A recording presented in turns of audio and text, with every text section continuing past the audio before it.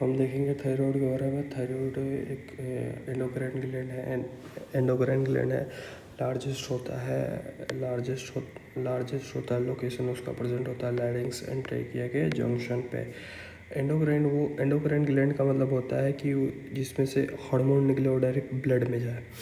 और फिर उसके बाद देखेंगे ये एक होता है बट बाइलोब्ड होता है। मैमल्स एंड एप्स में मैमल्स का मतलब ह्यूमन भी मैमल्स में ही आते हैं। फिर उसके बाद हार्मोन इसका देखेंगे तो हार्मोन में देखेंगे आयोडीन कंटेनिंग में T3 हो गया और T4 हो गया, T3 एंड T4। देन देखा जाएगा। देन देखते हैं कि नॉन आयोडीन में कैल्सिटोनिन होता है। वो पैराथायरॉयड हार्मोन में हेल्प करता है।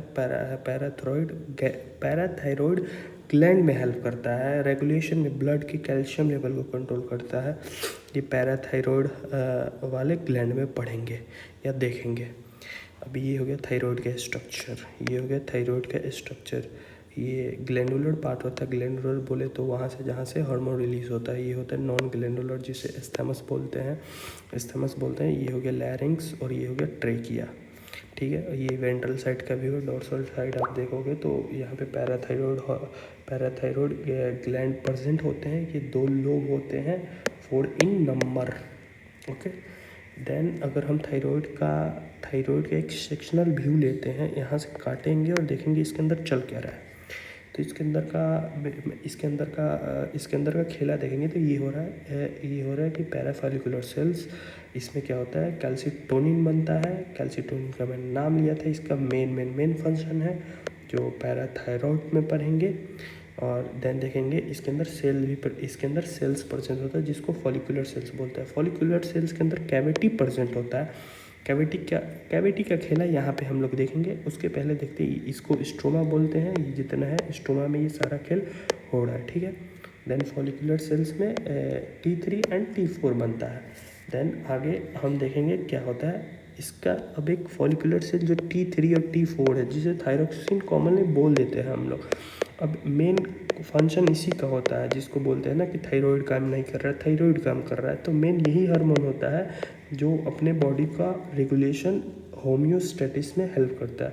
मतलब बॉडी के मेटाबॉलिज्म, कैटाबॉलिज्म, एनाबॉलिज्म को मेंटेन करता है इंटरनली। ठीक है। ग्रोथ में मतलब सारा इसका मतलब रोल होता है, जो अभी आगे देखेंगे। तो एक इसका सेक्शनल व्यू देखते हैं फॉलिकुलर सेल्स का, जहाँ पे ये T3 और T4 बनता है। तो इसका एक सेक्शनल व्यू लेते हैं। इसमें होता है टायरोसिन। अब टायरोसिन का पॉलीमराइजेशन होता है तो ऐसा एक चेन बनता है। ठीक है। ऐसा एक चेन बनने के बाद इसको बोलते हैं टायरोग्लोबुलिन। पूरा चेन बने। अब ये टायरोग्लोबुलिन यहाँ पे इम्पॉर्टेंट फंक्शन है कि हम लोग डाइट में जब आयोडीन लेते हैं, अब ये सारा अब ये खेल चल रहा है फॉलिकुलर कैविटी में। अब ये आयोडीन हमने लिया और देन यहाँ पे थायरोग्लोबुलिन जुड़ के आइडोथायरोग्लोबुलिन का फॉर्मेशन करता है। अब ये आइडोथायरोग्लोबुलिन जो होता है वो TSH के इन्फ्लुएंस है। TSH का फुल फॉर्म होता है thyroid stimulating hormone which is release by hypothalamus and which is released by pituitary and anterior pituitary and another name is pars nervosa। और ये अदर इसको अलग मास्टर ग्लैंड कंट्रोल करता है, जिसे हाइपोथैलेमस बोलते हैं। ठीक है। देन देखा जाए तो ये इनकी इन्फ्लुएंस से ये बड़ा सा चेन बनाता है, जिसे आइडोथायरोग्लोबुलिन बोलते हैं। अब आइए अब देखते हैं। अब ये होगा, अब जिसमें 4 आयोडीन लगे रहेंगे वो हो गया T4। देन जिसमें 3 लगे रहेंगे वो हो गया T3। अब आपको यहाँ से बेसिक समझ में आ रहा है, जब ये एक चेन खाली है तो इसका फंक्शन होगा। नेचर ने अपने बॉडी को इतना डेंजरस लेवल पे बनाया है ना कि आप समझ नहीं सकते। अब देखिए, अब ये खाली है तो यहाँ पर रिएक्शन ज़्यादा होगा। तो रिएक्शन अगर ये ब्लड में दोनों हार्मोन गए T3 एंड T4, देन दोनों का फंक्शन सेम है, बट किसका ज़्यादा होगा। जिसमें जो रिएक्शन ज़्यादा करेगा तो रिएक्शन तो ये करेगा, क्योंकि इसमें आयोडीन का कमी है। आयोडीन एक चेन कम है ना आयोडीन का। इसमें ज़्यादा है, तो आयोडीन का एक चेन ज़्यादा है तो रिएक्शन तो होगा ही नहीं, इससे कम होगा, लेस होगा इसके कंपैरिजन में। अब यहाँ पे रिएक्शन ज़्यादा होगा, तो यहाँ पे जब रिएक्शन ज़्यादा होगा तो यहाँ पे रिएक्शन T3 ज़्यादा होगा, तो यही लाइन आती है कि T3 जो होता है वो 4 टाइम्स मोर एक्टिव होता है इन मतलब T4 से, और लेकिन प्रेजेंट होता है T4 80%, 80% एंड T3 20%। देन अब इसका मेन फंक्शन देखते हैं, ये काम करता है माइटोकॉन्ड्रिया पे। अब माइटोकॉन्ड्रिया आपको पता है, रेस्पिरेशन भी वहाँ होता है, एनर्जी का फॉर्मेशन भी वहाँ होता है, हर एक चीज़ वहाँ होता है। सेल के अंदर का मेन ऑर्गेन माइटोकॉन्ड्रिया को बोला जाता है, इन प्लांट के अंदर क्लोरोप्लास्ट को बोला जाता है। अब O2 का कंजप्शन ज़्यादा होता है यहाँ पे, तो देखते हैं क्या क्या होता है। पहला देखेंगे BR ज़्यादा, BR बोले तो ब्रीदिंग रेट, यानी सांस जो लेते हैं हम लोग। फिर उसके बाद हार्ट बीट ज़्यादा, अगर हम ब्रीदिंग रेट ज़्यादा करेंगे तो हार्ट बीट तो बढ़ेगा ही ना। अब हार्ट बीट जो होता है वो अगर ज़्यादा होने लगेगी, दिल ज़्यादा धड़केगा, तो इसका मतलब कार्डियक आउटपुट अच्छा आएगा। अब कार्डियक आउटपुट अच्छा आ रहा है, इसका मतलब ब्लड फ्लो ज़्यादा हो रहा है। अब ब्लड फ्लो ज़्यादा होगा तो किडनी तक ज़्यादा जाएगा, तो GFR बढ़ेगा। GFR देखें तो इसको बोलते हैं ग्लोमेरुलस फिल्ट्रेट रेट।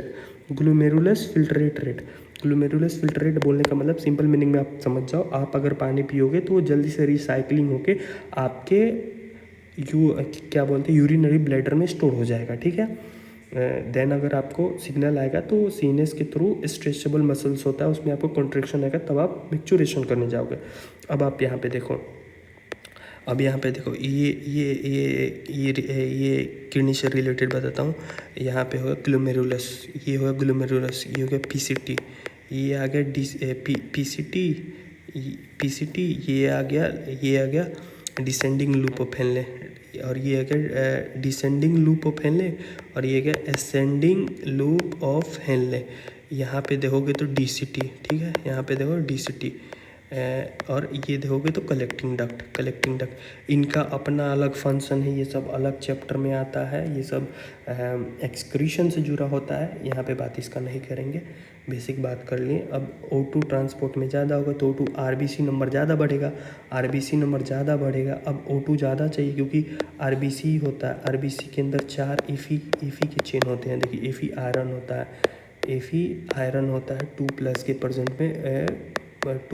के प्रेजेंट होता है और इन ह्यूमन बॉडी, ठीक है।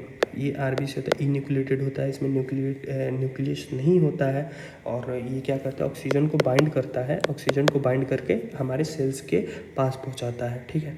तो इससे क्या होता है कि RBC नंबर ज़्यादा। अब RBC ऑक्सीडेशन, अब तीसरा देखते हैं ऑक्सीडेशन का मीनिंग होता है ऑक्सीडेशन, यानी ऑक्सीजन के प्रेजेंट में किसी चीज़ का फॉर्मेशन होना, जो आवर सेल के अंदर होता है। हम ऑक्सीजन लेते हैं, ऑक्सीजन से फूड ब्रेकडाउन होता है, ब्रेकडाउन होकर ग्लूकोज के फॉर्म में मतलब बनता है, ठीक है। C6H12O6 मतलब ग्लूकोज बनता है ना, C6H12O6 ग्लूकोज मतलब ऑक्सीजन से बनता है सेल के अंदर, ठीक है।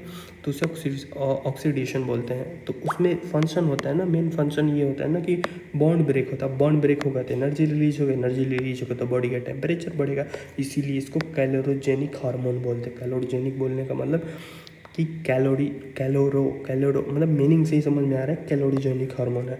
फिर उसके बाद है एक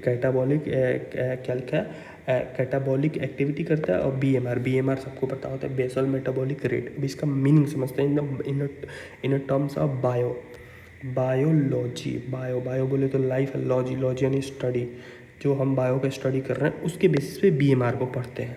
ये हो गया कार्बोहाइड्रेट क्या करवाता है, ग्लाइकोजिनोलाइसिस, ग्लाइकोजन से ग्लूकोज बनाना, यानी एनाबॉलिज्म चल रहा है बॉडी के अंदर, ठीक है, एनाबॉलिज्म चल रहा है। ग्लूकोज का बेसिक फॉर्म होता है, ग्लूकोज टूटेगा तब ग्लाइकोजन बनेगा, लेकिन यहाँ ग्लाइकोजन से ग्लूकोज बन रहा है तो एनाबॉलिज्म हो रहा है।